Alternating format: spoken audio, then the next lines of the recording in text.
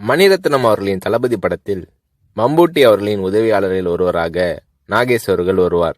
நாகேஷ் அவர்களிடம் 10 நாள் கால்ஷீட் வாங்கி இருந்த போதிலும் படத்தில் நாகேஷ் அவர்கள் நடித்த 3 காட்சிகள் மட்டுமே இடம்பெற்றிருந்தன.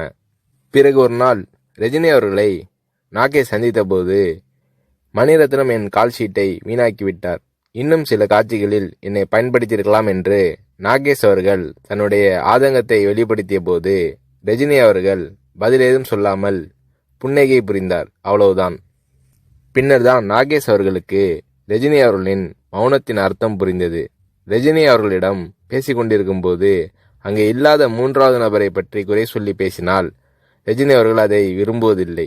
3வது மனிதரை பற்றி பேசுவதோ விமர்சிப்பதோ நாகரீகம் இல்லை என்பது ரஜினி அவர்களின் பாலிசி.